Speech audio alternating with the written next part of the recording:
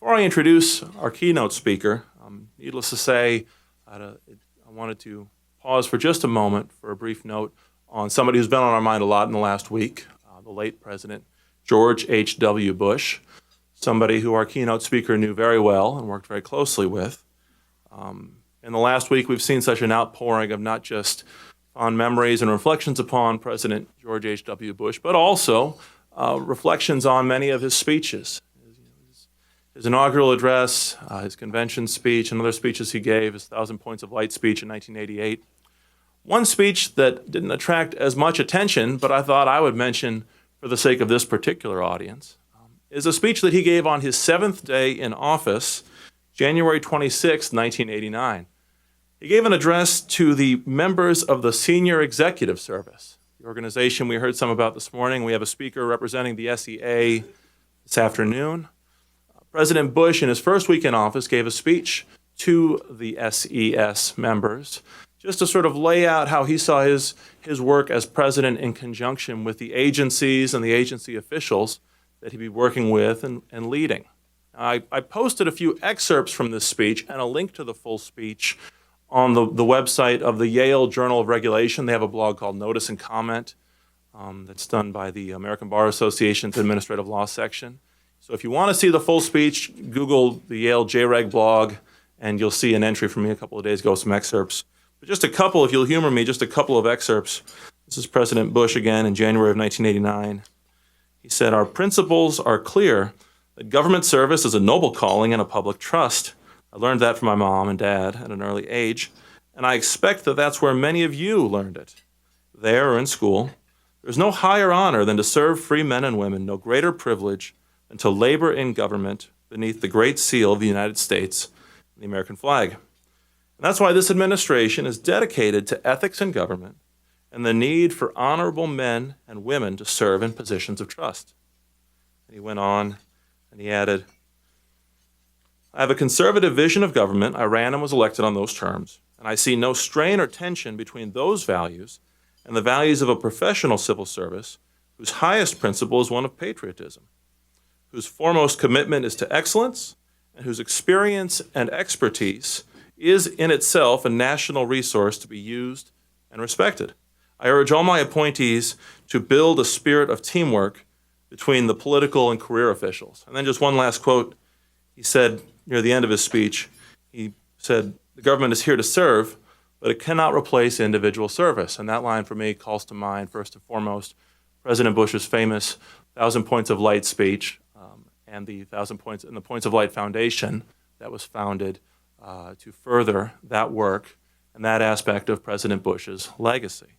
And so it's a happy, no, that's not right. I was going to say it's a happy coincidence. It's not a happy coincidence. It's an unfortunate coincidence that our keynote speaker today happens to be speaking on the week that we're commemorating the passing of George H.W. Bush. But we're so glad that you could join us today. And so it's now my pleasure to introduce our keynote speaker. C. Boyden Gray served in the White House with George H.W. Bush for 12 years, first as counsel to Vice President Bush, and then as White House counsel to President Bush.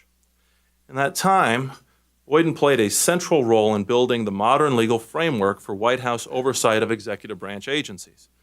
As counsel to President Reagan's Presidential Task Force on Regulatory Relief, he wrote the original Executive Order 12291 requiring cost-benefit analysis. As White House counsel, he played a central role in the enactment of the Clean Air Act amendments, the Energy Policy Act, and the cap-and-trade system for acid rain emissions. More recently, under President George W. Bush, he served as U.S. Ambassador to the European Union and U.S. Special Envoy to Europe for Eurasian Energy.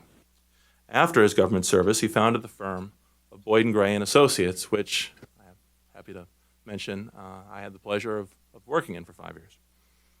In addition to all of this, Boyden has dedicated immense time and energy to teaching, both at the Scalia Law School and at another law school to the north, NYU, no offense, Sally, and to other forms of public service.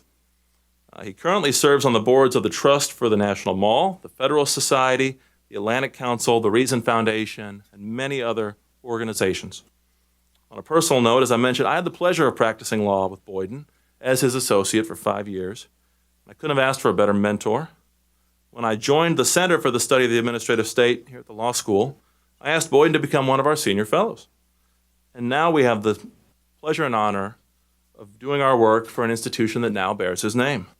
And so, Boyden, we're grateful you could join us today to offer some reflections on public administration and the rule of law. Please, everyone, join me in welcoming Ambassador C. Boyden Gray.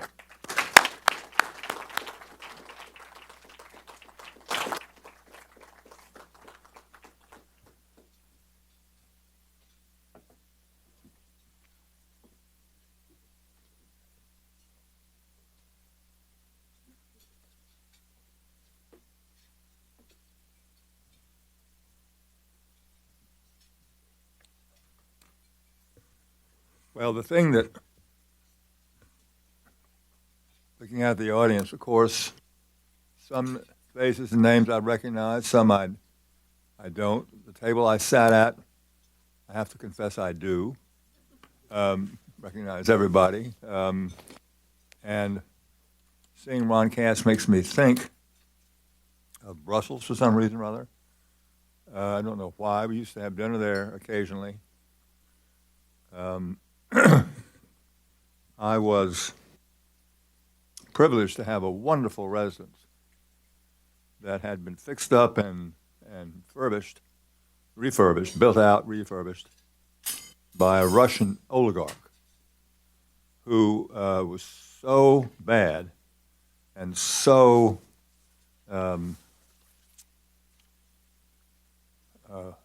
hunted after that he thought he best move out of Russia and find a new home. So he outfitted this new home with every available security device, the most modern in the entire State Department system, and I was the beneficiary of it. I was twice briefed, and the cornerstone of this great security apparatus were my doors protecting my bedroom, very thick. And my local Flemish security people said that what I had, I asked them what, top of the line, very top of the line, they said. And I said, well, what does that mean? What you have, very unusual, is a set of 4th century doors. And I have to confess, it took me 2 briefings to generate enough courage to betray my ignorance as to what a 4th century door is. A 4th century door is, you might be interested to know, that door which, for 1/2 hour, will withstand the attacks of Al-Qaeda to allow you to call in the police to defend yourself.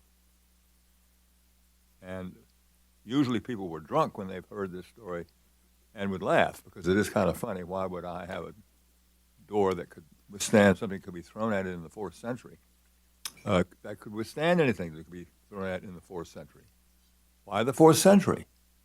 Well, that's the top of the line. And I would scratch my head and say, why not the 3rd? Why not the 5th? Why not the 21st? And no one could answer the question. Finally, my PR person came to me one day and said, you must stop talking about your 4th century doors. And I said, why? And he said, because you're going to heap disgrace upon yourself, your mission, and your country if you keep it up. Why? He said, because there's no such thing as a 4th century door. I said, but I've been twice briefed, by the Flemish no less. And they said, they're wrong.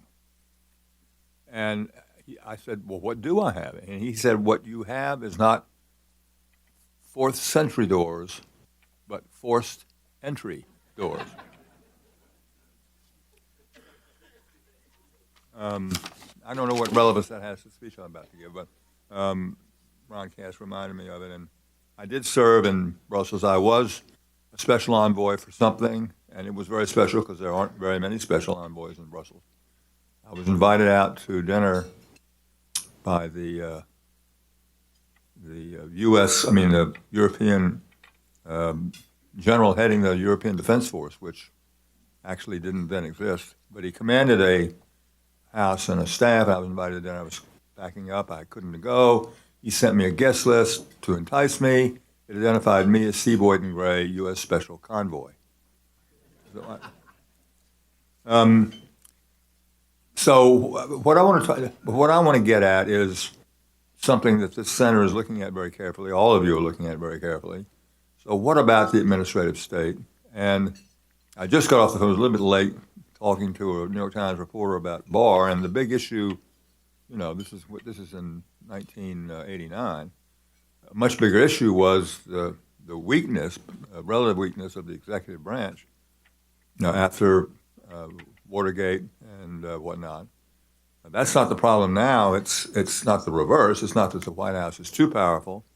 A lot of liberals may think so, but the problem is that Congress is too weak, and that's not necessarily an achievement of the White House to do that.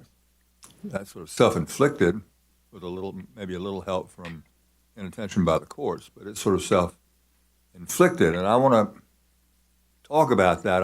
But in the run-up to it, because I will go through some of the history of what the White House can do and has done, but to say that they can't do it all, and Congress has to do a little bit to fix things itself.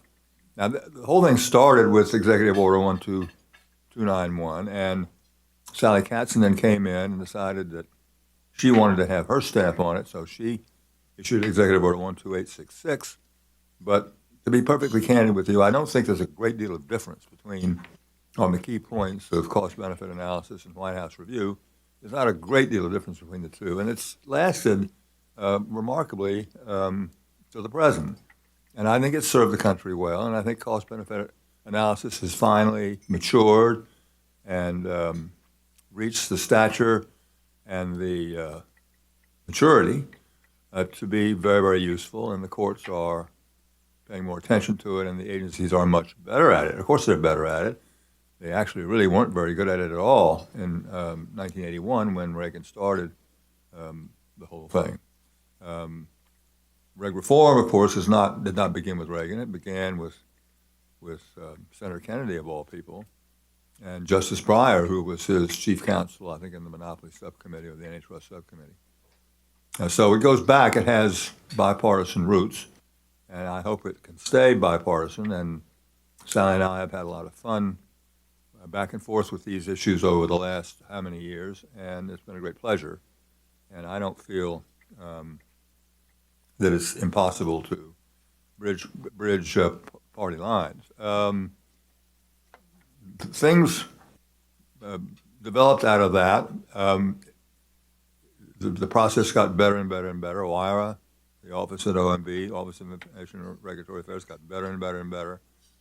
But by the time 43 came aboard, there seemed to be, or even before, developing something which disturbed me. Of course, I was an outsider. I wasn't working, obviously, for Clinton, and I didn't work for Bush 43 until the second term as a diplomat. But there was a tendency towards the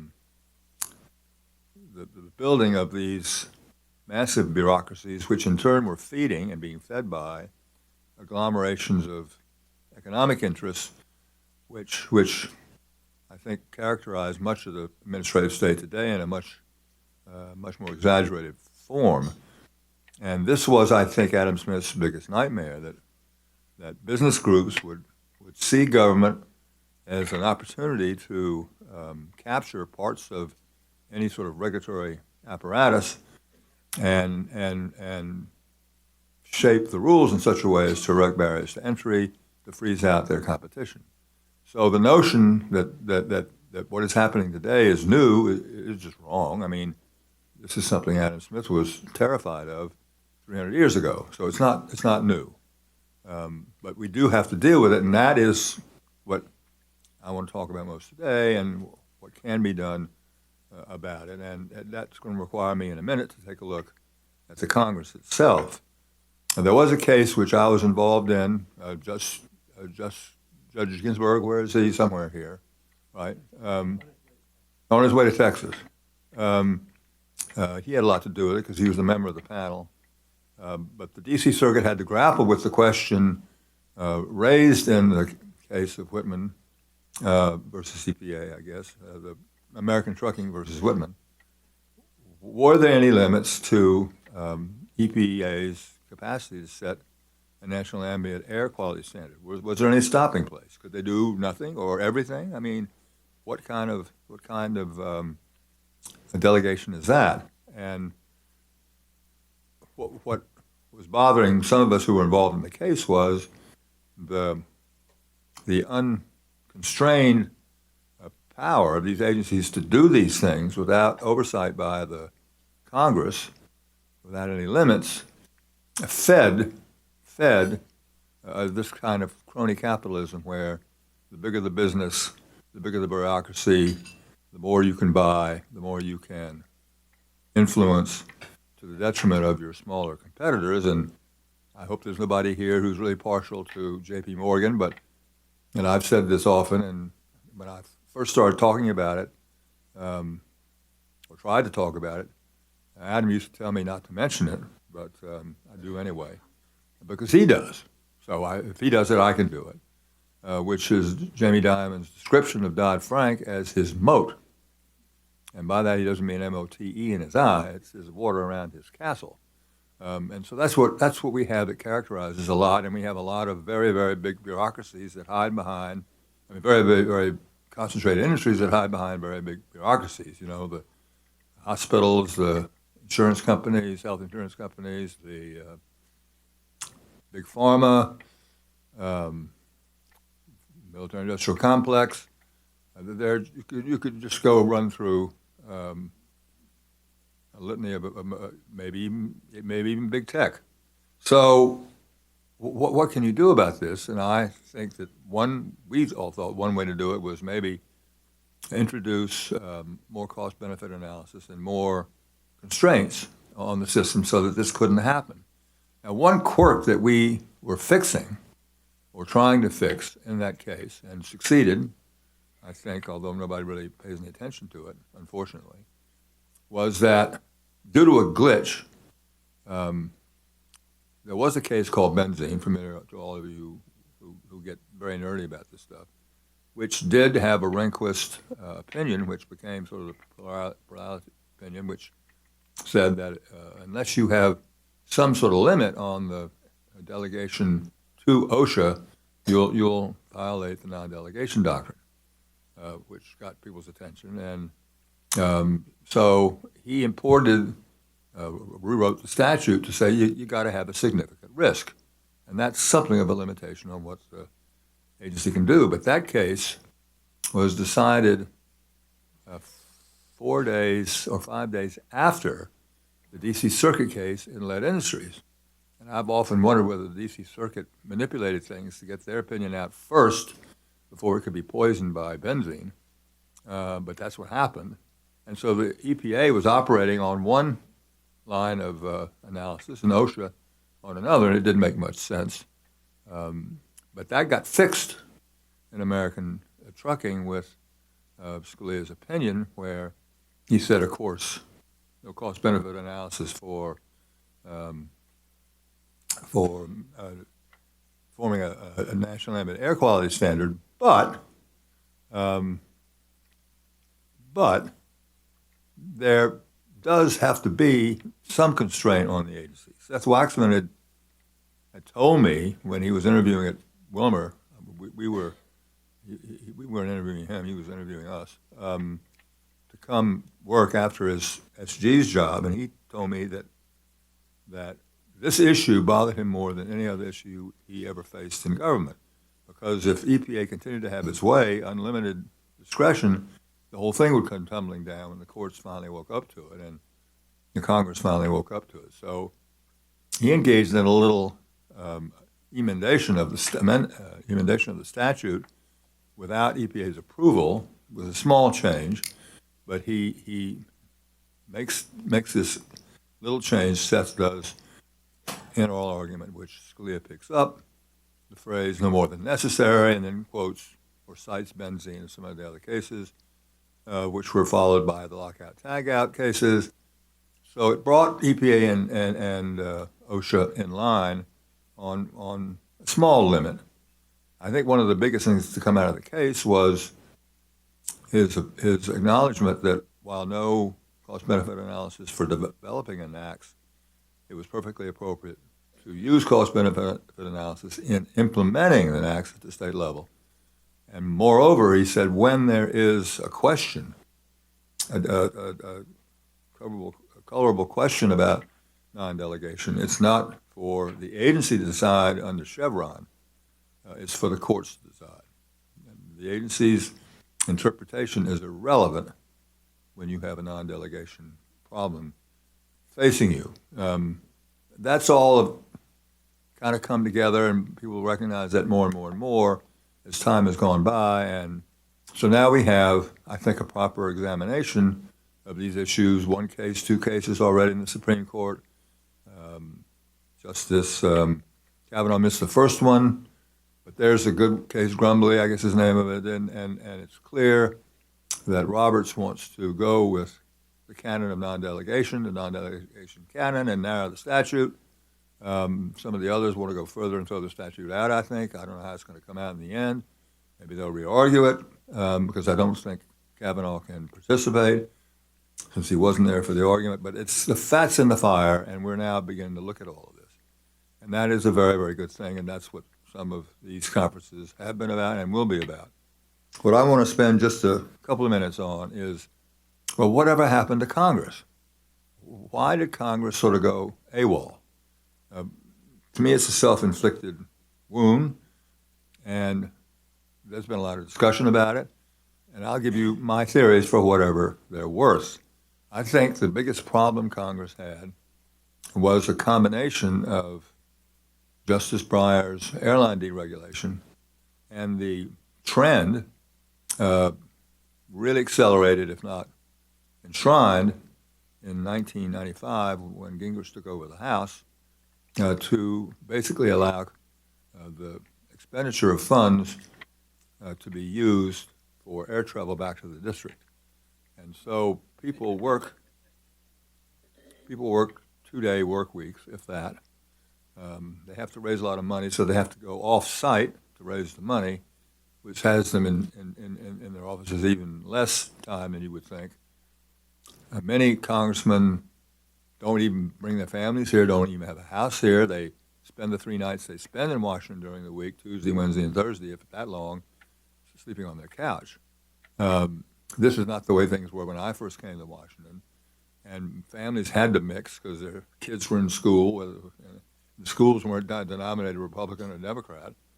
And parent-teacher conferences weren't set up one day for Republicans and one day for Democrats. And so there was a lot of mixing going on. And people would have dinner. You go out to dinner. You didn't have to vote all night. You go out to dinner because you were there 5 or 6 days. And people used to get drunk together, which is a very good way of dissolving enmity. So, but all that's disappeared, and it's primarily because of the dramatic drop in air travel costs and the additional payment that occurred on a separate time track in the House and Senate, but about the same time in the late 80s, early mid-90s. And since then, Congress has just not been at work, and that I think is the main problem. It's reinforced by what Gingrich started, and everybody's done since, Republican and Democrat. Pelosi, as well as Pelosi's famous statement, "We've got to pass this legislation in order to find out what's in it." That's as a result of Gingrich bringing all the power into his office. So the committees don't have anything to do anymore. And there's massive frustration about that in the Congress, much more than I think you would perhaps appreciate. Really massive resentment of the leadership for denuding them of having any real point in being there. I'm exaggerating slightly on that, but there's a lot of anger about it. And that could be fixed, obviously, but they have to be there 5 days a week in order to make it work. I ask audiences, and I did ask the same question at the FedSoc annual meeting, in a room, 4 times as many people, 5 times as many people in it, and I said, how many lawyers here, professors, etc., have ever encountered an amendment to the third degree? Not a single hand went up. Is there anybody in this room, other than Sally, who's ever encountered an amendment to the third degree? Does anyone here know what is an amendment to the third degree? No, you don't know. All right, well, that makes sense. An amendment to the third degree is an amendment to an amendment to an amendment. And the difficulty there is defining, well, what was the original baseline amendment? And so you get parliamentarians coming in, food being thrown back and forth. But the result was, after all these fights, and some of them were very entertaining as any Supreme Court argument. It was a great place to go and just relax, kick up your heels, and just watch the fur fly. I mean, it was really great stuff. But I can guarantee you, at the end of the process, which would go through subcommittee, then full committee, with amendments to the third degree being fought all the way, you knew what was in the legislation. You knew every single word. And there wasn't any question about what the words meant. Sometimes there were fights over legislative history, but by and large, you knew what the words meant, and gaps were not left open. I mean, there was a lot of detail. And John Dingell would never delegate an ounce of discretion more than he had to EPA. I put the number in the statute. I don't want to have EPA messing around with my industry. So that's the way it was.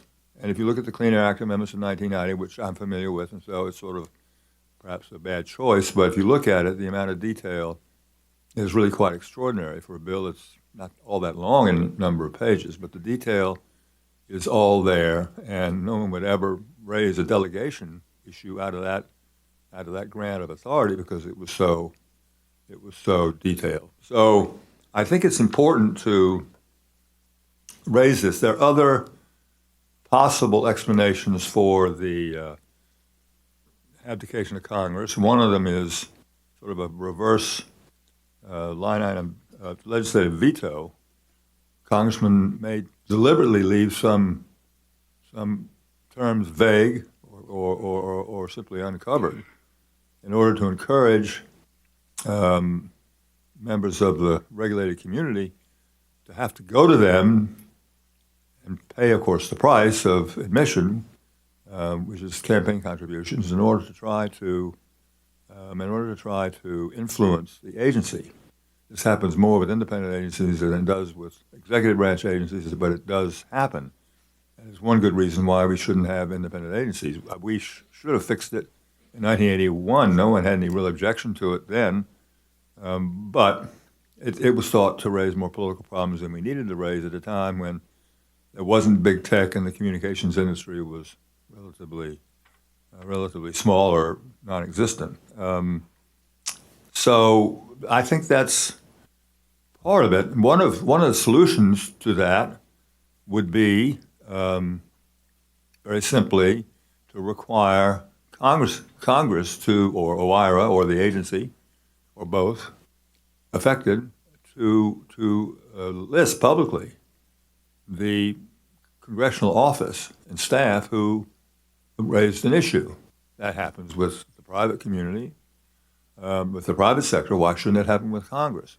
So that was actually made in a proposed set of actions that President Bush was thinking about to try to get his ratings back up after the Gulf War. Had his ratings had sagged, and it took the vice president about 60 seconds to get to my office to tell me that was under no circumstances was that ever going to get out of the White House. So obviously the Congress is very sensitive to their ability to launder without public disclosure and maybe receive campaign contributions in return. I don't really know. But I think we do have to pay attention to this congressional issue, and I don't know what role there is for the Center for the Study of the Administrative State.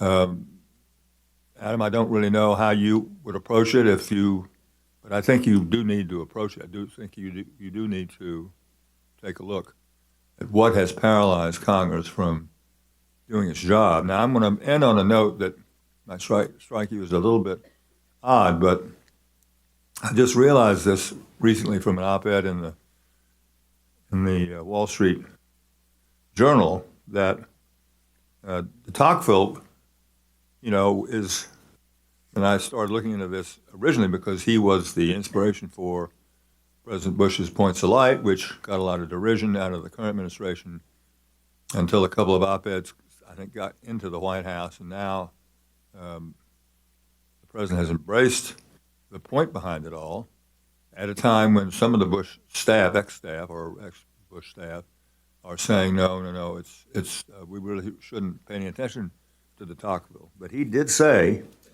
that one of the characteristics back in 1830 is there wasn't any big centralized government.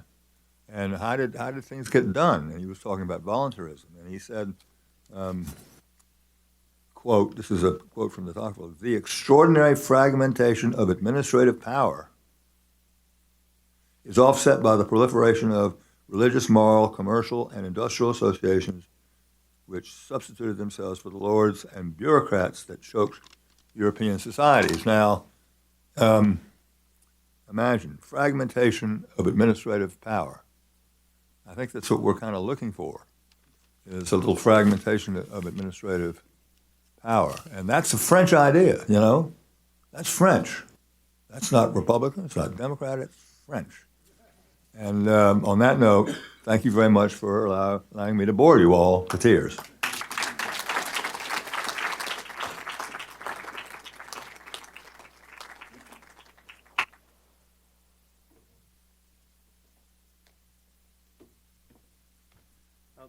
The thing is, Boyden, if we do rename this place the Center for the Fragmentation of the Administrative State, I'm going to need to order a new banner, new coffee mugs, and everything. But thank you very much, Boyden, for all of that. I meant to mention when I introduced you, speaking about your relationship with President Bush, your work with President Bush, that I encourage everybody to take a look at the op-ed that Boyden wrote. It was published in the Wall Street Journal this week to coincide with the memorial services for President Bush, where Boyden sort of reflects upon President Bush's domestic policy legacy. I encourage you all to read it. Thanks again, Boyden, for joining us. We'll break now, and at 1:20 we'll reconvene back in the main room. Thank you, Boyden.